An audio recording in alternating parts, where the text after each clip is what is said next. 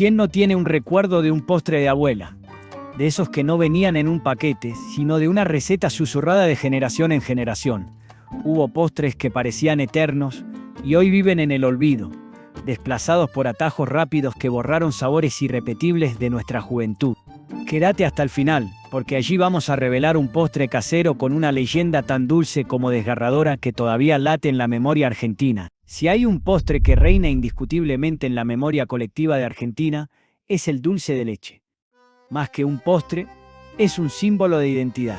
Su origen se debate entre la leyenda de una criada distraída en la estancia de Juan Manuel de Rosas y las recetas coloniales que ya lo usaban. Pero, sin importar cómo nació, se convirtió en el rey de las sobremesas. No era un postre en sí mismo, pero es el que acompaña a casi todos los postres.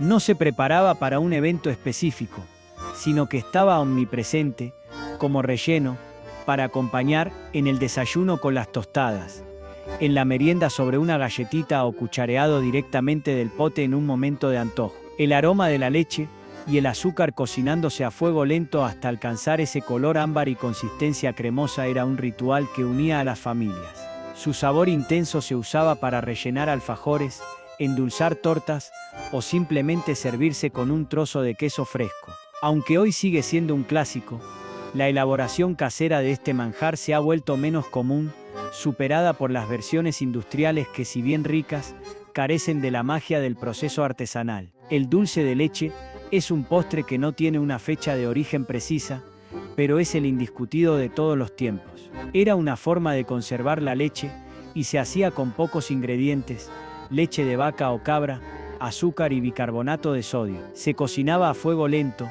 revolviendo constantemente para que no se pegara ni se quemara. La elaboración casera de este postre es un ritual que se ha ido perdiendo con el tiempo, pero que sigue vivo en la memoria de muchos argentinos. Entre esos fantasmas dulces aparecen las islas flotantes.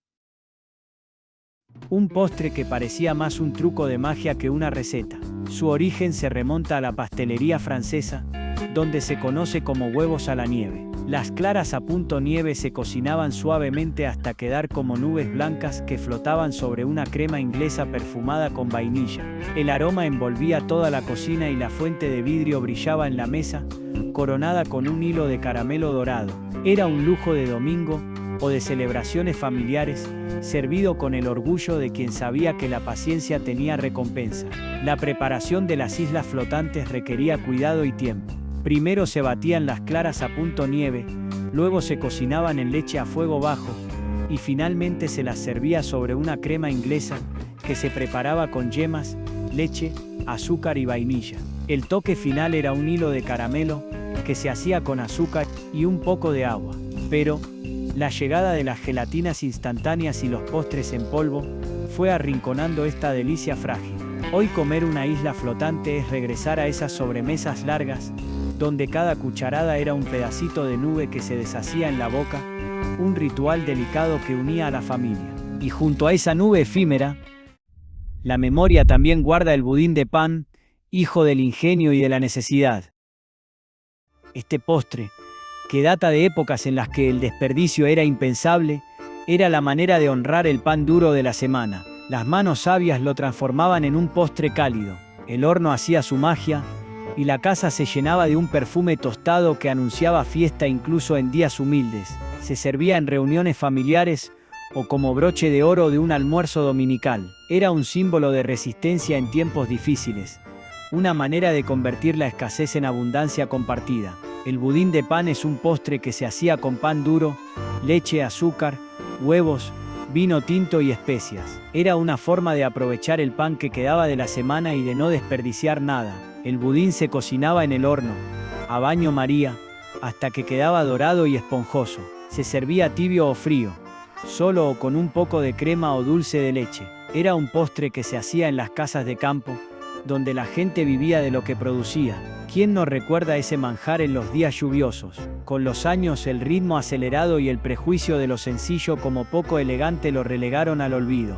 Pero recordarlo es volver a sentarse en una mesa donde nada se desperdiciaba y todo se transformaba en un gesto de amor. Quien no podía olvidar la frescura de la copa melva, con sus duraznos en almíbar brillando en capas, acompañados por helado de vainilla y crema chantilly. Si de chico ibas a un almuerzo familiar, seguro no faltaban estas copas tan bellas y sabrosas. Para los más pequeños, la cereza roja coronando el postre era el premio mayor, un tesoro en medio del calor. Era habitual servirla en copas altas de vidrio, como si cada sobremesa casera se transformara en celebración. Creado por el chef francés Auguste Escoffier en honor a la cantante de ópera Nelly Melba, este postre se popularizó en Argentina como un postre de verano, ideal para refrescarse.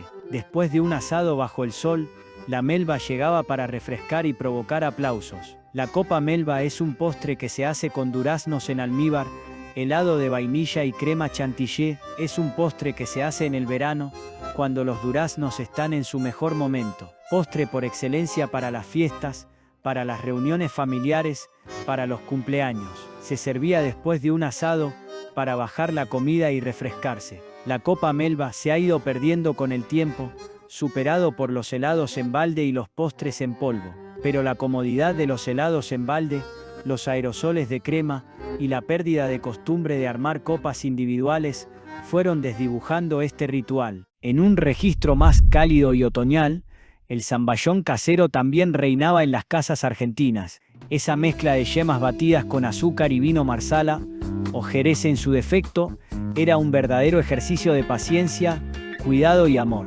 Su origen es italiano, donde se conoce como sabaione, y llegó al país con las oleadas de inmigración. Se servía en pequeñas copas, como un lujo de sobremesa, y hasta se decía que una cucharadita a los chicos daba fuerza. Su elaboración era casi un arte, reservado para ocasiones especiales o visitas importantes. El zamballón es un postre que se hace con yemas de huevo, azúcar y vino marsala. Se baten las yemas con el azúcar a baño María, hasta que la mezcla se vuelve espumosa y cremosa.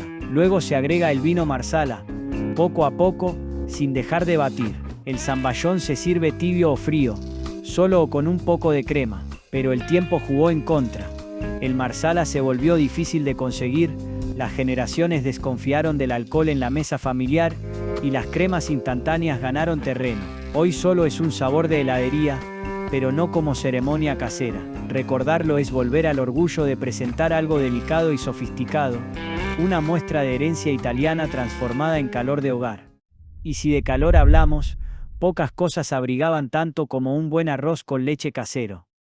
Este postre ancestral, presente en muchas culturas, se hacía en Argentina en los inviernos de casas con ventanas empañadas. La olla burbujeaba lentamente mientras los granos se volvían tiernos en leche azucarada, un toque de cáscara de limón y una rama de canela terminaban de crear el perfume perfecto. Se servía en platos hondos, espolvoreado con canela en polvo.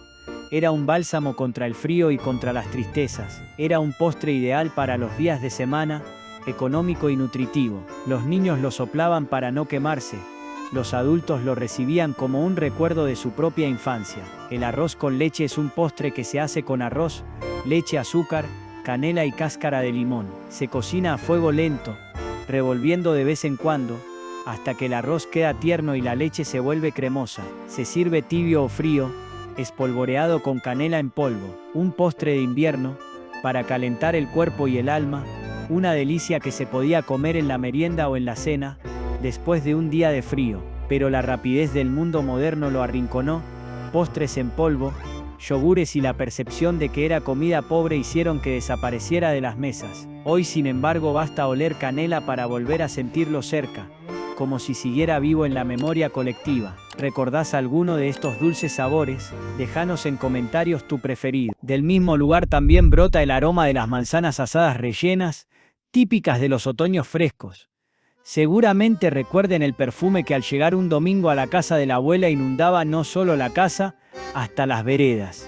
Esta receta, común en todo el hemisferio norte, se adaptó a las mesas argentinas como un postre sencillo y económico. Ahuecadas y cargadas con azúcar, canela, clavo de olor y a veces un chorro de licor, se cocinaban lentamente en el horno, impregnando la casa de un perfume que todavía parece flotar en el aire. Algunas familias sumaban nueces o miel, otras inventan versiones propias, pero todas coincidían en que el resultado era pura ternura servida tibia en platos hondos. Era un postre de sobremesa familiar, perfecto para una tarde fría. Se cocinan en el horno, a fuego bajo, hasta que quedan tiernas y doradas. Se sirven tibias, solas o con un poco de crema o helado. Un postre por excelencia que se hacía en otoño, cuando las manzanas estaban en su mejor momento. Se come en la merienda o en la cena. El abandono del horno lento, la comodidad de la fruta fresca o del jugo envasado hicieron que se desvaneciera. Recordarlas es ver otra vez la estufa encendida y los rostros iluminados alrededor de una mesa cálida, donde la fruta se transformaba en caricia. Y cuando el verano pedía frescura, los duraznos al vino tinto aparecían como protagonistas. Este postre de origen español, donde se conoce como melocotones al vino, era muy popular en las fiestas y reuniones de verano. Cortados en gajos, macerados durante horas en vino azucarado, a veces con un toque de canela, adquirían un color oscuro y un sabor profundo. Eran servidos fríos, en copas o fuentes, como si fueran joyas comestibles. Para muchas abuelas, era el postre de visitas importantes, porque combinaba sencillez con sofisticación. Los duraznos al vino tinto se los dejaba reposar en la heladera por varias horas, para que tomaran el sabor del vino. Fríos, solos o con un poco de crema. Era un postre que se hacía en el verano, para refrescarse y disfrutar de una bebida alcohólica de forma sutil. Las abuelas lo tenían listo siempre para fiestas, o reuniones familiares, incluso en los asados. Pero el cambio en la relación con el alcohol y la pérdida del hábito de cocinar fruta los empujaron al olvido. De este postre solo ha quedado el recuerdo de esas noches de verano con grillos de fondo, mantel floreado y risas compartidas bajo las estrellas. En tiempos más antiguos todavía, los huevos Kimbo eran sinónimo de fiesta. Esta receta, de origen colonial y con influencias españolas y portuguesas, era una muestra de opulencia por la gran cantidad de yemas que usaba. Se batían yemas y claras por separado, se freían y después se bañaban en un almíbar espeso y aromático. El resultado era exagerado, dulce hasta lo inverosímil, pero encantador. Se reservaba para ocasiones especiales, como bodas o grandes celebraciones, transmitido como secreto familiar, y cada bocado parecía un exceso glorioso. Los huevos Kimbo son un postre que se hace con yemas de huevo, claras de huevo y almíbar. Es un postre dulce y esponjoso, que se deshace en la boca. Con las nuevas ideas sobre la salud, el colesterol y la dieta equilibrada, sumado al trabajo que requería, esta receta fue desapareciendo. Hoy nombrar los huevos Kimbo es traer de vuelta cocinas coloniales, vajilla pesada y sobremesas interminables. Fue un recordatorio de que hasta lo más simple podía volverse celebración. En contraste con esas elaboraciones largas, la gelatina casera natural era un ejercicio de paciencia sencilla. Su origen, a diferencia de los sobres industriales, se remonta al uso de gelatinas animales para cuajar jugos. Se hacía con jugos de frutas frescas o con vino, hervidos y colados, dejados a enfriar en moldes familiares. El resultado era turbio, nunca tan brillante como los sobres industriales, pero mucho más auténtico. La gelatina casera natural es un postre que se hace con jugos de frutas frescas o con vino. Se hierve el jugo con un poco de azúcar, se le agrega gelatina sin sabor y se lo deja enfriar en moldes. Era un postre que se hacía en el verano, para refrescarse y disfrutar de una bebida saludable. Con la llegada de los polvos de colores, esa costumbre desapareció. Hoy su recuerdo huele a fruta exprimida y a heladera llena de expectación, como si la espera misma fuera parte del juego. Algo parecido sucedía con la natilla. Una crema espesa preparada con leche, azúcar y harina o maicena, que se servía en cazuelitas individuales y siempre terminaba con un toque de canela. Es un postre de origen español muy difundido en América Latina. Era barata, nutritiva y rendidora, perfecta para la merienda de los niños o como postre de cualquier día. En los inviernos, la olla hervía lentamente mientras la familia esperaba la espesa dulzura. La natilla es un postre que se hace con leche, azúcar, harina o maicena y canela. Se hierve la leche con el azúcar y la canela, se le agrega la harina o maicena disuelta en un poco de leche fría y se revuelve hasta que la mezcla se vuelve espesa. Se sirve tibia o fría, espolvoreada con canela en polvo. A veces también había quienes le ponían una galletita por arriba. Pero el marketing de flanes instantáneos y yogures la arrinconó. Hoy, sin embargo, basta cerrar los ojos para escuchar la burbuja suave de la leche cocinándose, una sinfonía mínima que prometía consuelo.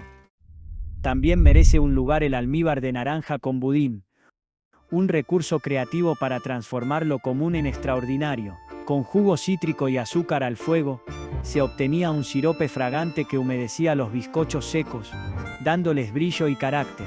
Era un gesto de ingenio, usado especialmente cuando llegaban visitas de repente. El perfume cítrico se impregnaba en la cocina como una marca invisible. Este postre simple y rápido era una muestra de hospitalidad.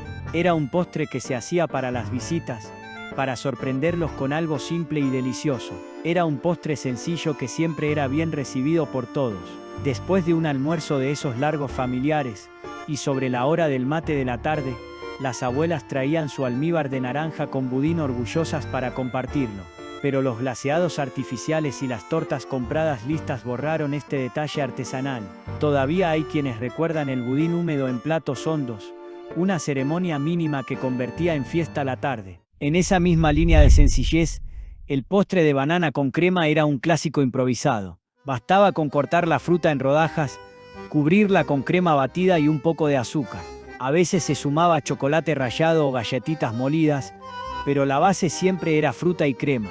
Era la salvación de sobremesas rápidas, cuando la heladera parecía vacía y el ingenio hacía el resto. El postre de banana con crema es un postre que se sirve en copas. Era un postre que se hacía en el verano, para refrescarse y disfrutar de una bebida saludable. Era un postre que se servía en la merienda, para los chicos. Con la oferta infinita de yogures saborizados y postres de supermercado, suena demasiado simple. Sin embargo, recordar este postre es reconocer que en la sencillez estaba escondida la felicidad.